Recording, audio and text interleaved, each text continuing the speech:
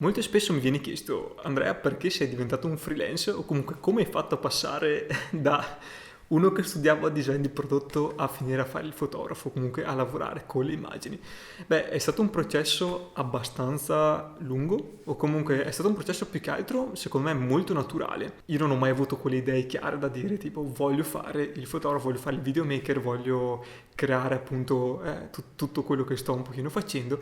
In verità è stato un processo molto naturale. Sono passato appunto dallo studio di design di prodotto e pian piano, un pochino per volta, passo dopo passo, mi sono sempre più avvicinato sulla comunicazione per poi finire appunto nel mondo dei media, quindi appunto ad utilizzare camere fotografiche e videocamere appunto per creare i miei progetti su cui tuttora appunto lavoro. Essere freelance in verità è stata secondo me una scelta molto naturale. Non ho scelto, non sono partito appunto col panino di voler diventare, creare un mio studio, creare un certo percorso lavorativo. Nel mio percorso naturale appunto ad avvicinarmi a questo mondo qua ho visto che alla fine funziona solo, appunto secondo il mio punto di vista, funziona molto bene diciamo se sei te stesso che decidi in che direzione andare e sai fino a quanto spingerti. La comunicazione e il mondo della creatività in verità sono secondo me difficilmente affrontabili dal punto di vista di chi è dipendente. Ora, non prendetemi male, però secondo me se lavori nel mondo della creatività e della comunicazione è difficile che tutte le informazioni ti arrivano dall'alto e tu devi essere semplicemente uno che esegue. Anzi, secondo me è molto più naturale ed è anche più efficace che sei te stesso che decidi in che direzione andare, con quali clienti vuoi lavorare, appunto perché la tua affinità lavorativa, perlomeno quello che hai più talento o su quello che ti senti più portato, vai a costruire pian piano il tuo percorso lavorativo. Esempio, ho visto che ero abbastanza forte con tutto ciò che riguardava le immagini, un po' meno su quello che riguardava ad esempio la grafica, quindi la comunicazione ad esempio vettoriale o comunque l'impaginato, quel mondo lì. Pian piano me ne sono staccato e adesso appunto il mio studio lavora al 99% su tutto ciò che è comunicazione a livello di immagini.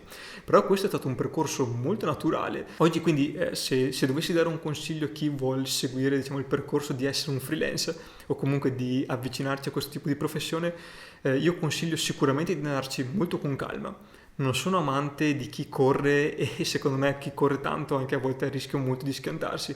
Piuttosto preferisco un percorso sostenuto ma con una lunga visione e fatto passo dopo passo, perché secondo me quando lavori passo dopo passo riesci a riconoscere veramente ciò in cui sei più forte e ciò in cui ad esempio sei un po' più debole e ti devi rafforzare. Quindi sicuramente se hai voglia di avvicinarti a questo mondo qua è un percorso lungo, non assolutamente facile, ma tutto è legato alla naturalezza di quello che stai facendo. Quindi sicuramente passo dopo passo e un'evoluzione continua, ma lenta o comunque fatta con un certo tipo di pensiero dietro. Un altro sicuramente punto di vista che mi viene da condividere con te è di certo che freelance lo sei 24 ore al giorno, non è una cosa che si attiva e si spegne alle 9 di mattina e finisce alle 5. Essere freelance significa molto spesso non solo lavorare all'infuori dei classici orari lavorativi di ufficio, ma significa proprio avere quella propensione per continuare a pensare ai propri progetti, per investirci.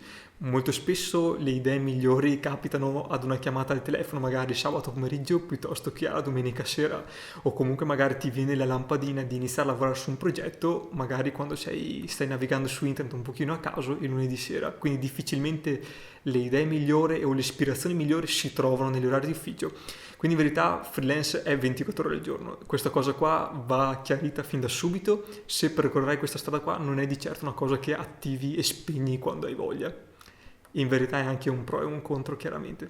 A volte tutti hanno voglia di staccare, però diventa una routine che fai fatica ad allontanarti completamente. Un'altra riflessione che mi viene in mente sicuramente è se essere freelance è l'arrivo o se è un frammento tra, diciamo, passare da un lavoro dipendente ad arrivare ad avere un piccolo studio e poi pian piano crescere. Secondo me essere freelance è un piccolo passaggio prima di crescere ulteriormente.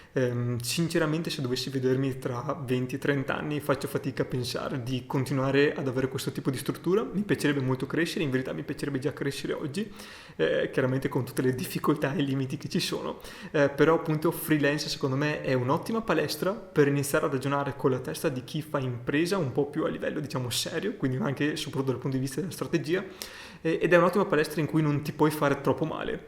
Quindi sicuramente per chi vuol passare a costruire un qualcosa di proprio potrebbe essere un'ottima tappa per riuscire a capire dove si vuole andare, se piace chiaramente, e se si riesce a tenere, diciamo, un ottimo bilancio tra quello che si vorrebbe fare e quello che si fa ufficialmente. Un'altra cosa che mi viene in mente, un pochino come quando parlavamo di freelance, diciamo 24 ore al giorno, è sicuramente che essere freelance in verità ti contamina la tua vita privata e viceversa. Secondo me uno che abbraccia questo tipo di ragionamento, questo è proprio uno stile di vita, è una scelta, molto probabilmente vita privata e vita lavorativa andranno a fondersi insieme. Quasi sicuro inizierai a frequentare gente che lavora nel tuo ambito e molto probabilmente nel tuo tempo libero inizierai a pensare a quello che fai lavorativamente, quindi diventa tutto molto promiscuo e anche questo è un pro e un contro perché è difficile staccare, però al tempo stesso quando lavori non sembra proprio di lavorare, diciamo che tieni quello spirito e quella voglia di fare appunto perché lo vuoi fare, perché ti piace e non solo con l'obiettivo di essere pagati per un certo tipo di lavoro. Anche questo sicuramente è un pensiero da tenere ben saldo nella propria testa. Dopo chiaramente c'è tutto l'aspetto fiscale, cioè essere freelance non è così scontato oggi in Italia, nonostante è un pochino più facile la gestione sicuramente rispetto ad un'azienda più grossa e seria, comunque essere freelance richiede un'attenzione abbastanza precisa su tutto ciò che è amministrativo. Infatti spesso mi capita di parlare di questi argomenti e noto che tanti sottovalutano l'aspetto amministrativo.